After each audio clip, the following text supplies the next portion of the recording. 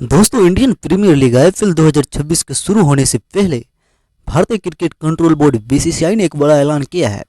दरअसल यह ऐलान ओपनिंग सेरेमनी को लेकर है। दोस्तों, बीसीसीआई ने साफ कहा कि इस बार यह सेरेमनी नहीं होगा और इसकी वजह भी बताई है। दोस्तों, यदि उससे पहले आप हमारे चैनल पर नए हैं तो वीडियो को लाइक करें और चैनल को सब्सक्राइब जरूर करें।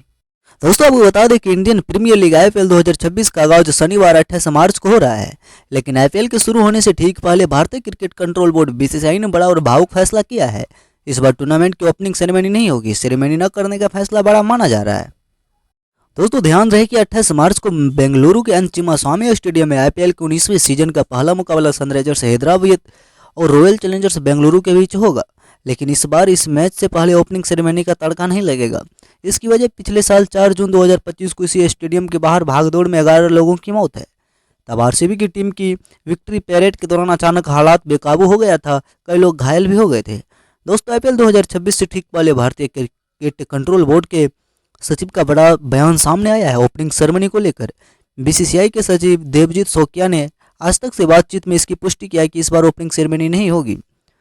दोस्तों, उन्होंने कहा कि इस बार टूर्नामेंट की शुरुआत बिना ओपनिंग सेरेमनी की होगी। उन्होंने साफ कहा कि पिछले साल 4 जून को हुई दुखद घटना को ध्यान में रखते हुए यह फैसला लिया गया है ताकि मृतकों को सम्मान और श्रद्धांजलि दी जा सके। दोस्तों, भारतीय क्रिकेट कंट्रोल बोर्ड के सेक्रेटरी ने आगे कहा कि फिलहाल इस बात पर चर्चा चल रही है कि टूर्नामेंट के अंत में क्लोजिंग सेरेमनी आयोजित किया जा सके। इसके अलावा हर मैच के वेन्यू पर कार्यक्रम करने का प्रस्ताव है ताकि दर्शक का अनुभव बेहतर बनाया जा सके। इन सभी प्रस्तावों पर दो दिनों में अंतिम फैसला लिया जा सकेगा। दोस्तों, साफ है कि इस बार आईपीएल का आगाज भले सादगी के साथ होगा, लेकिन अंत में भव्य समापन की तैयारी हो सकती है।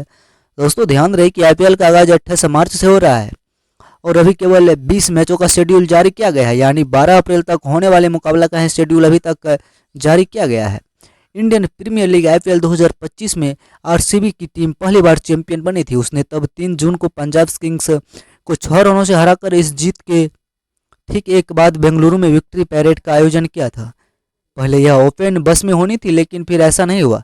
बाद में विक्ट्री पैरेड से पहले एक हादसा हुआ जहां 11 लोगों की मौत हो गई, कई घायल हुए। इस मामले में बाद आरसीबी मैनेजमेंट, कर्नाटक क्रिकेट राज्य संघ, भारतीय क्रिकेट कंट्रोल बोर्ड ने पल्ला झाड़ लिया। बाद में 5 जून हाईकोर्ट को भी इस मामले में दखल देना पड़ा और 10 जून तक मामला की रिपोर्ट मांगी गई। दोस्तों, आपको बता दें कि 5 जून को 11 लोगों की मौत और कई लोगों के घायल होने के मामला में कब्बन पार्क पुलिस थाना में Royal Challengers Bengaluru, DN Entertainment Network, जो इवेंट के आयोजन कंपनी थी, कर्नाटक राज्य क्रिकेट संघ और अन्य अज्ञात लोगों के खिलाफ एफआईआर दर्ज किया गया। इस मामले में इससे सीएम सिसोदिया ने पुलिस को बेंगलुरु भागदौड़ का जिम्मेदार बनाया था, जिसके बाद पुलिस कमिश्नर समेत कई अफसर सस्पेंड कर दिए गए थे। बाद में कर्नाटक के आईपीएस अधिकारी शिवांत कुमार सिंह को बेंगलुरु का नया पुलिस कमिश्नर नियुक्त किया गया था। 5 जून को ही आरसीबी ने भागदौड़ में जान गंवाने वाले 11 समर्थकों के परिवार को 10-10 लाख रुपए की आर्थिक सहायता देने की घोषणा किया था। 6 जून को खबर आई कि किंग चैलेंजर्स बेंगलुरु को मार्केटिंग हेड निखिल सोसले को पुलिस ने गिरफ्तार कर लिया है। बेंगलुरु में 4 जून को आरसीबी की विक्ट्री पैरेड से पहले हुई भागदौड़ मामले में पुलिस ने यह पहली गिरफ्तारी की थी। दोस्तों, डीएनए में 3 स्टाफ मेंबर किरण सुमंत और सुनील मैथ्यू को पुलिस ने हिरासत में ले लिया था। दोस्तों, बाद में इस भागदौड़ के लिए आरसीबी रॉयल चैलेंजर्स बेंगलुरु को केंद्रीय प्रशासनिक न्यायाधिकारी सीएटी ने जिम्मेदारी ठहराया था। आरसीबी ने बिना पुलिस की अनुमति के सोशल मीडिया पर अचानक विक्ट्री पैरेड की घोषणा कर दिया था, जिससे लाखों की भीड़ जमा हो गई। भागदौड़ में 11 लोगों की मौत हो गई थी। स्टेडियम के बाहर करीब 3 से 4 लाख लोग पहुंच चुके थे, जबकि स्टेडियम की क्षमता सिर्फ 33,000 लोगों की थी। दोस्तों, आईपीएल में विदेशी खिलाड़ियों का आखिरी समय पर हटना अब भारी समस्या बन गया है। इसमें टीम की तैयारियां बिगड़ती है और लीग की भी खास असर पड़ता है। क्रिकेट ऑस्ट्रेलिया जैसी बोर्ड को वर्कलोड मैनेजमेंट और खिलाड़ियों की प्राथमिकताओं के बीच संतुलन की कमी साफ नजर आती है। दोस्तों, हर साल जब इंडियन प्रीमियर लीग आईपीएल का सीजन दस्तक देता है तो उम्मीद होती है कि क्रिकेट का यह नया महाकुंभ अपने पूरे रंग में दिखेगा। स्टार खिलाड़ियों की चमक, रोमांचक मुकाबला और फ्रेंचाइजियों की रणनीति दोस्तों दुनिया की सबसे लुभावनी लीग की यह असली पहचान है। लेकिन पिछले कुछ वर्षों में एक पैटर्न लगातार उभर कर सामने आया है जो इस भव्य टूर्नामेंट को विश्वसनीयता और संतुलन पर सवाल खड़ा कर सकता है। यह पैटर्न है विदेशी खिलाड़ी का कैजुअल अप्रोच। दोस्तों, क्या यह आईपीएल 2026 है या फिर कोई वेकेशन लीग, जैसे कि सुनील गावस्कर ने हल्के अंदाज में कहा। मामला अब ड्रामा सा लगने लगा है। क्रिकेट ऑस्ट्रेलिया आखिर मिचेल स्टार्क, पैट कमिंस और जोश हेजलवुड जैसे खिलाड़ियों को लेकर क्या रुख अपना रहा है? फ्रेंचाइजी करोड़ों खर्च कर इन खिलाड़ियों का इर्द गिर्द रणनीति बनाती है, लेकिन अगर वह 2-3 मैच भी मिस कर दे तो करोड़ों की रणनीति कागज पर ही धरी रह जाती है। दोस्तों, आईपीएल सिर्फ एक लीग नहीं बल्कि क्रिकेट की सबसे बड़ी व्यावसायिक और प्रतिस्पर्धक इकाइयों में से एक है। यहाँ खिलाड़ी सिर्फ प्रदर्शन के लिए नहीं बल्कि टीम की पूरी संरचना का अहम हिस्सा बनकर आता है।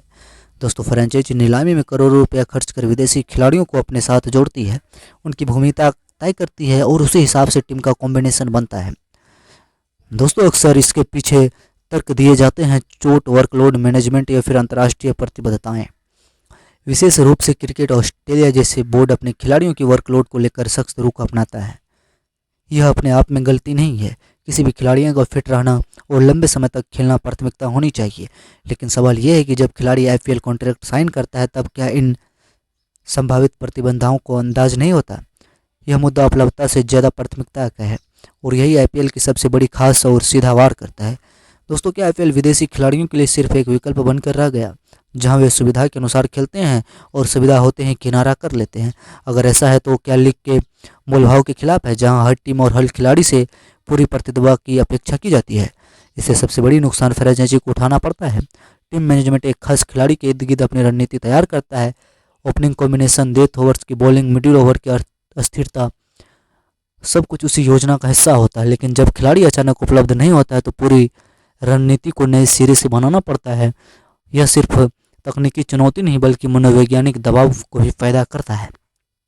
दोस्तों, इसके साथ ही युवा भारतीय खिलाड़ियों पर भी इसका असर पड़ता है। जब टीम का संतुलन बिगड़ता है तो जिम्मेदारी अचानक उन खिलाड़ियों पर भी आ जाती है जो अभी खुद को स्थापित करने की प्रक्रिया में होते हैं। कई बार वह इस दबाव में अच्छा प्रदर्शन कर जाते हैं, लेकिन यह अवस्था का आदर्श मॉडल नहीं कहा जा सकता।